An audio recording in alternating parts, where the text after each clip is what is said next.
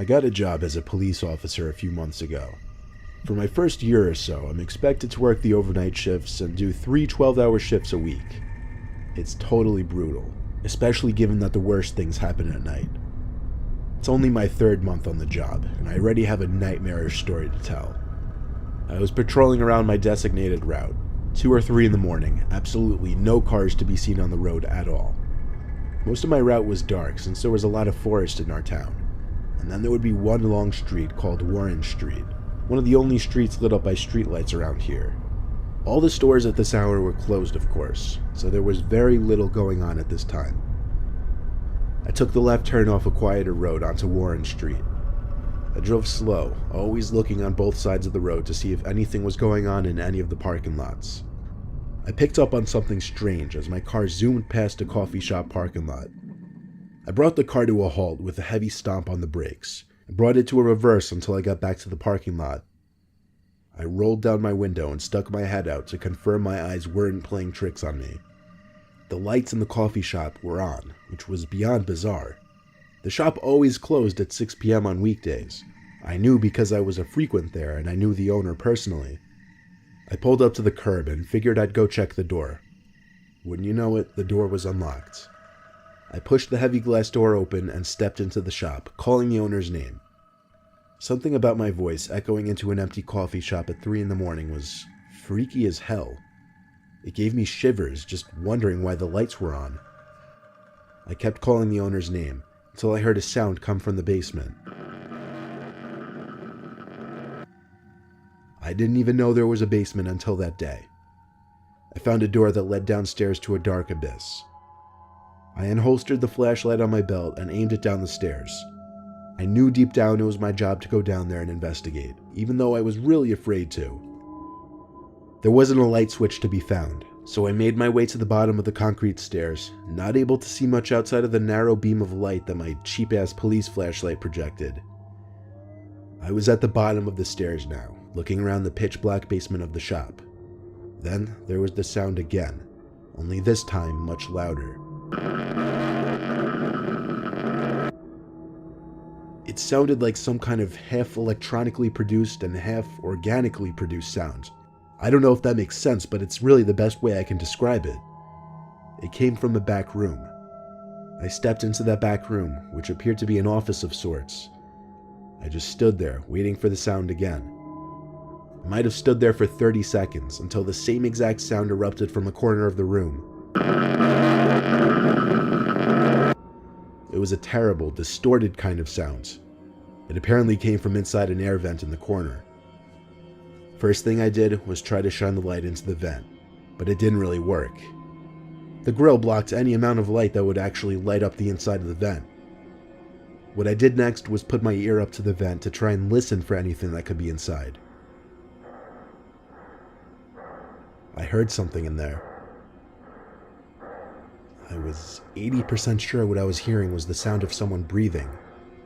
My heart started racing even faster than it was 10 seconds ago. I tried one more time to see into the vent, this time angling the flashlight a little differently and pressing one eye up to the vent grill. I guess the light beamed off the grill of the vent at just the right angle, because I saw the glow of an eye literally 4 inches from my face. I unholstered my gun as I shouted at the person in there to come out now. But as I tried the vent door, it seemed to be screwed on still. I could hear the person shimmying away through the vents until the sound was completely gone. Where did that vent lead to? How did they get in there? Why were they in there? What was that strange noise? So many questions that still remain unanswered. I called for backup, and we did a thorough investigation. We called the owner, who came by to help us search the place at like 4 in the morning. There were no signs of breaking and entering anywhere. Not a single unscrewed vent, not a single broken window, nothing. Our investigation didn't last more than a few hours, after which we determined whoever was in the vents was gone. The thing that scares me the most is the sounds that I heard.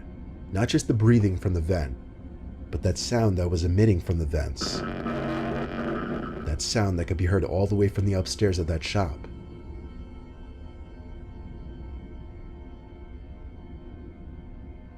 Who is Les Mills? Les Mills is in the gym, on your car keys, attached to your car keys, but also in your pocket, or any ledge you can find. Les Mills is worth knowing. Now you work it out. I used to work at a gas station off some rural highway in Ohio. It was a 24-hour gas station. I usually worked from 8 p.m. to 4 a.m. The shift always started busy. Lots of people on road trips coming in for coffee and snacks, filling up gas obviously, and usually around 11 to 12 it would really quiet down. There would still be some people coming in, but once 1 or 2 a.m. hit, it was usually dead until the end of my shift.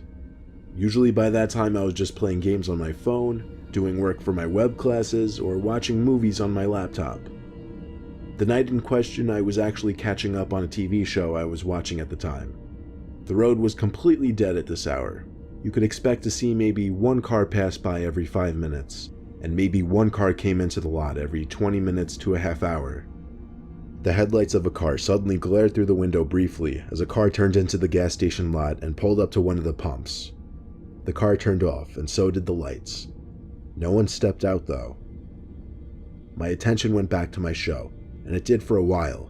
In fact, it took me a few minutes to realize that the car outside was still there. But no one ever came in to pay for gas, nor was there anyone standing outside filling up. The car was still just parked next to the pump. It was a bit sketchy, but then again, maybe they were texting or on a call or counting money. There could be a number of reasons. Finally, I heard a car door shut outside. I paused my show, expecting them to come inside, but the guy just stood by his car. It looked like he was facing down at first, but when I squinted my eyes a little, I saw he was actually looking at me. He finally came over to the door and came inside. The bell of the door rang as some guy with his hood up walked right past the counter. He gave an ever so slight side glance to me. I could see just one of his eyes for a short second before he turned away and walked to the back section of the store by the snacks. I couldn't see or hear him while he was back there. He seemed to be back there for a while. I called out, "Do you need help, sir?" Not even the slightest sound in response. Just as I was about to come out from around the counter, the man came out from the corner and slowly walked back outside, not looking at me once. He went back to the pump, opened his passenger side door, and seemed to be digging in his car for something. Then he shut the door and looked at me again. Regardless of the distance and glass between us, I knew he was looking at me. He lifted his arms and seemed to begin waving me over. I didn't know what to do, but everything about this situation and this man were freaking me the hell out. He started walking very quickly over to the door, still waving his arms and hands at me. He put one hand in his pocket now, while waving with the other still. It looked like he was reaching for something. I ran around from the counter and to the door so I could lock it. I managed to with only 3 seconds to spare before he tried pulling it open. This was the first time I could see his face as he looked at me and I looked at him. I noticed his hand in his pocket, holding what I was sure was the handle of a blade. I shut the blinds to the windows as I told him we're closed. He still stood there though. I tried to put it out of my mind, but I couldn't because he started knocking on the glass. He knocked and knocked and knocked until it turned into more of a banging. I screamed a threat to call the cops if he didn't go away. He stopped a few moments after I said that, and I think he walked away. I didn't check. I simply stayed hidden in my corner behind the counter. I gave it 10 minutes before I would open the blinds back up. And when I did, I felt a certain kind of horror in my body when I saw his car was still there. Where was he? Was he in his car or somewhere outside? Paranoid thoughts came to my head, like what if he was by the back door? I felt relieved when another car pulled into the parking lot and a normal-looking man came to the door. I unlocked it for him and he came in with 2 20s in his hand. I told him to be careful of that other car, and then we got into a long conversation about what just happened. During the conversation, the other car turned on and finally drove off. The man and I both laughed about it, but when the guy who worked after me finally came in at 4 a.m., I was not laughing. My whole drive home, I was still shaking, thinking about what happened. Nothing that strange ever happened again throughout the rest of my time at that gas station.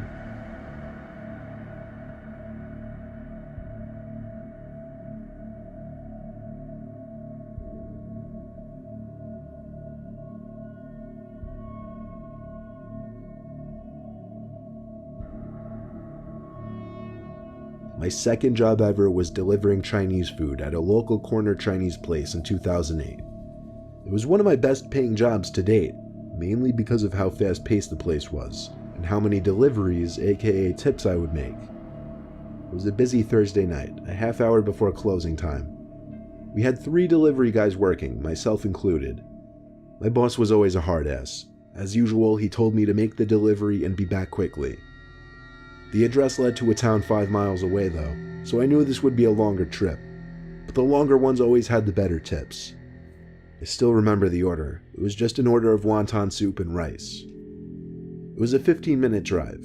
I pulled up to the house, and it was not exactly the most appealing area of town. I stepped out of the car with a small brown bag of food, and before I stepped up the curb from the street, I stopped and looked up at the upstairs window of the house I was delivering to. There was half of someone's face peeking at me, and by half I mean I could just see someone's eyes on the top of their nose, as if they were trying to hide. I didn't know what to think. It didn't look like some kid, it looked like a grown man. All I could do was continue walking to the door. I found a note on the door saying, "Doorbell broken, asleep, door unlocked, money on table, please come inside and leave food on table." The note was so bizarre I had to take a picture of it. You know how they say red flags can go off in your head in a split second? Well, that's exactly what I was feeling. I stepped back a few feet to look up at the window again. The person wasn't at the window anymore. I knew they weren't asleep, so why would they leave a note like this? I tried to rationalize. Maybe it's a really socially awkward person who prefers not to engage with a delivery person. I slowly turned the knob, and yes, the door was unlocked. There was no light at all in there. I couldn't distinguish where the table was that the money was allegedly sitting on. I tried going left, and found myself in what I assumed was the kitchen because I could hear a fridge nearby. Like I said, it was dark as hell in there. I finally came up with the brilliant idea of using my phone as a light. I put the brightness up all the way, and that's when I saw the silhouette of a person in the corner of the kitchen. No features, nothing. Just the silhouette of someone. At that moment, I dropped the bag of food on the floor and walked out the front door back to my car. I never looked back at that sketchy-ass house, nor did I ever go back to that sketchy-ass part of town. My boss was pissed even after I explained it to him, but that's just how he is. I did another delivery that night and went home, and couldn't sleep all night thinking about what could have happened in that house, had I actually gone up to that table.